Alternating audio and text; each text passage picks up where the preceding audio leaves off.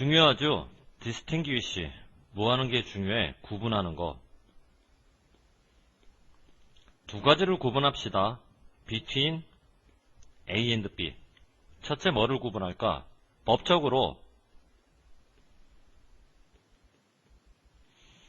허락받는 거야. 무언가를 해도 된다고. 이것하고 뭐를 구분하냐면 그렇다고 여러분이 정말 할 수 있느냐. 가서 그것을. 이게 다른 문제라는 거지. 국가와 정부가 아무리 법적으로 해도 된다고 허락을 해줘도 여러분이 그거를 실제로 가서 할 수 있는 능력이 없다면 그건 못하는 거거든. 예를 들어 법 하나가 통과됐다고 쳐봐. 모든 사람들에게 허락을 하는. 사람들이 원하기만 한다면 1마일을 2분에 달릴 수 있다라고 법이 허락을 했다고 쳐봐. 근데 말이야, 그렇다고 해서 실질적으로 사람들의 자유, 어떤 자유? 2분 안에 1마일을 이동할 수 있는 자유가 증가가 되느냐? 그건 아니다라는 얘기지. 아니, 법이 허락을 했는데 왜 증가가 안 되지? 왜냐면 그렇게 하라고 허락을 받아도 사람들은 신체적으로 그럴 수가 없으니까. 그러면 사람들이 신체적으로 할 수 없는 그것이라고 하는 건 뭘까? 2분 안에 1마일 이동하기. 이거 얘기하는 거죠. 그죠? 화살표 찌르고. 자, 밑줄 그은 이 가리키는 거 찾았어 봐라. 달리기 1마일을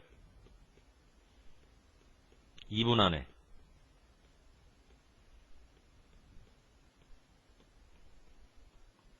됐니? 자, 위로. 올도 보이죠? 비록 무엇 하더라도 라고 번역이 되는 무슨 사? 접속사.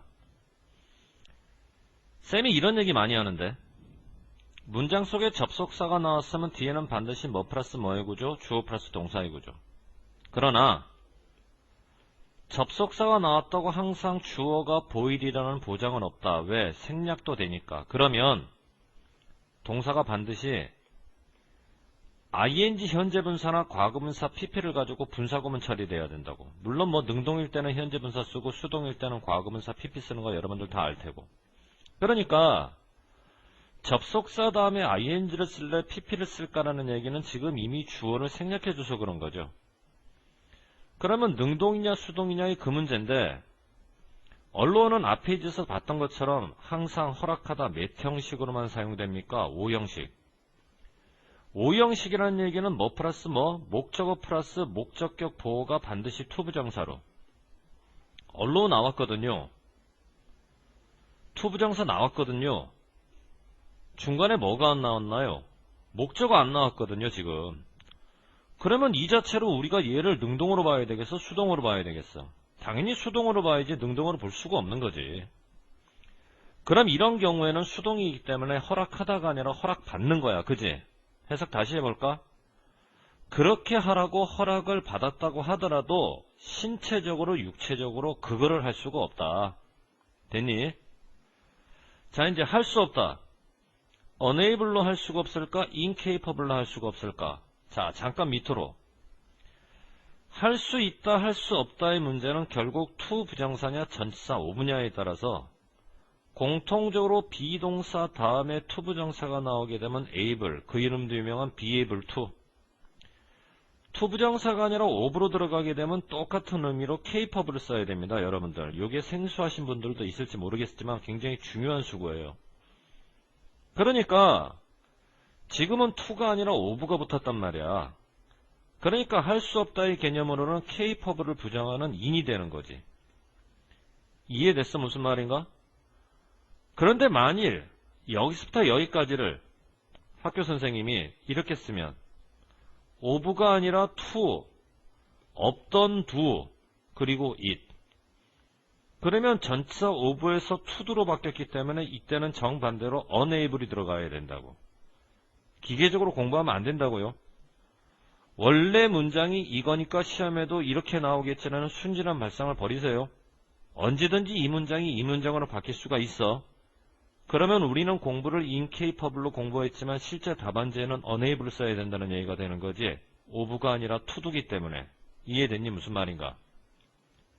자, 동사 선택합시다. 주어를 찾아서 단수면 is, 복수면 are죠. 주어를 찾는 방법은 해석 말고는 없어요. 그러니까 최소한의 제약과 최대한의 가능성을 갖는다는 건 이게 주어네요. ing를 붙인 동명사가 주어일 때 동명사는 뭐뭐 하는 것, 뭐뭐 하기. 복수로 볼 이유가 없단 말이야. 3인칭 단수로 봐야지. 그러면 동사도 is로 들어가야지. 앞에 있는 단어가 s 붙은 복수라고 해서 여기다가 r을 써버리면 안 되죠. 자, 그러니까 필자는 뭐라고 그래요?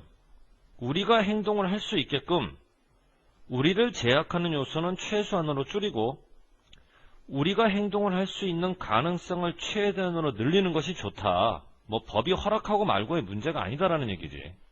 그런데 우리가 사는 현실 세계에서 대부분의 사람들은 가지고 있지를 못해. 가능성.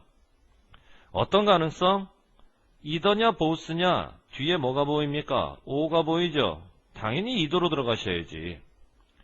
보스를 쓰고자 한다면 여기에 엔드가 나와야 되는 거니까.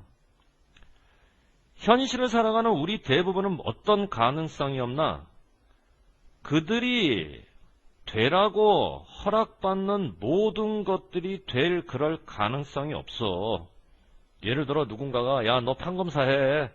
그런다고 우리가 판검사가 되는 게 아니다라는 거지. 또는 정반대로 사람들이 뭔가를 하는 것을 가능하게 해주는 무언가로부터 우리가 늘 저지를 당할 가능성도 없는 거야. 사람들은 하라고 했는데 우리가 항상 그거를 못하는 것도 아니다라는 얘기지. 또 남았죠? for? 나온 이유가 뭘까요? 의미상의 주어요. 그러니까 전치사 나왔다고 ing 밀어붙이면 안 된다고 그랬죠? for를 가지고 의미상의 주어를 만들면 부정사의 의미상의 주어가 되니까. 자, 결론 낼까요? 우리들의 자유 항상 어디에 달려있나? 수단과 능력에 달려있는 거야. 무언가를 할 수 있는 우리들이 선택한. 자, 민 다음에 s가 붙었죠? 이때는 동사가 아니라 명사, 수단으로 번역하셔야 돼요. 그러니까 결국 우리가 뭔가를 하는 자유라고 하는 것은 그거를 누군가가 허락해 줬기 때문에 자유가 생기는 게 아니라 허락을 한다고 하더라도 그거를 실행할 수단이 우리한테 없다. 자유 안 생깁니다. 그거를 할 수 있는 능력이 우리한테 없다. 자유 안 생기거든요. 중요한 건 허락을 받았다 안 받았다의 문제가 아니라 그거를 할 수 있는 수단과 능력을 우리가 가지고 있느냐. 거기에 자유가 이제 따라서 달라진다는 얘기죠. 디펜드라고 하는 동사는 항상 이렇게 전치사 on가 만나고요. 전치사가 나왔다는 얘기는 뒤에 li는 의미가 없고 곧바로 전치사 플러스 ing 개념으로 이때는 가는 게 맞죠. 아까는 전치사가 나왔다고 ing를 붙이면 안 되고요. 알겠죠? 무슨 말인가?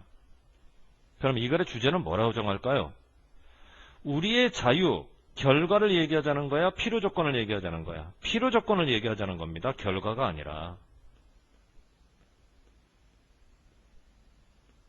우리가 자유로워지기 위해선 어떤 조건이 필요하느냐? 어떤 조건이 필요합니까? 수단이 필요하죠. 능력이 필요하죠. 수단과 능력이라는 자유의 필요 조건이 없는 한 법이 아무리 허락을 한다고 하더라도 우리는 자유를 쟁취해낼 수가 없다는 얘기를 하고 싶은 거예요. 대충 무슨 말인지 알겠죠? 자, 여기까지 정리하고 그 다음 페이지로 넘어갈까요?